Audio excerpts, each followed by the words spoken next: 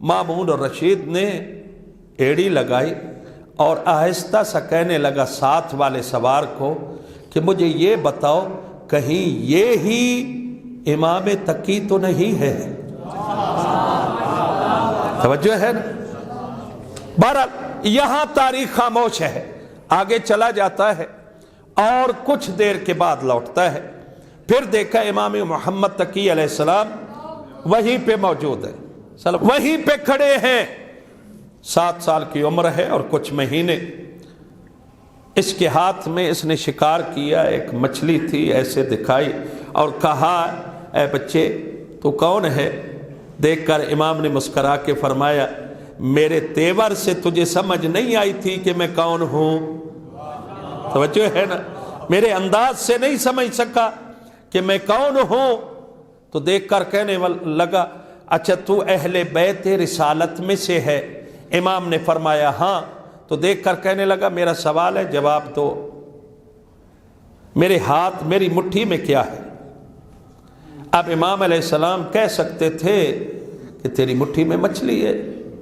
इमाम अलैहिस्सलाम ने जवाब देना शुरू किया और फरमाया इन्नल्लाह खलक़स समावाति वल अर्द, मेरे अल्लाह और मेरे रब ने जमीन और आसमान को पैदा किया है।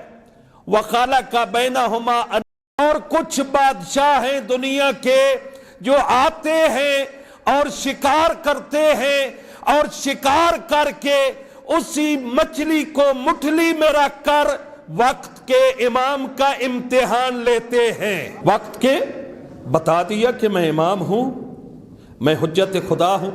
अब जरा पूछते हैं मेरे मौला वाका, और पूछा गया कि ये इतना लंबा जवाब क्यों है। आप फरमा देते मछली है, बात खत्म हो गई।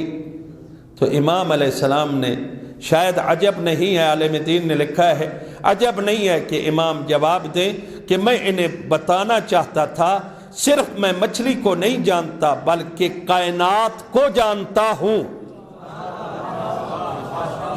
पूरी कायनात का इल्म मेरे पास है, और अगर सिर्फ मैं मछली कह देता तो ये समझते कि इसको दरियाओं का पता नहीं, इसको आसमान का पता नहीं। मैं कहूँगा मेरे मौला वाका हमें तो यकीन है तुझे पता है क्योंकि तू अली का पोता है।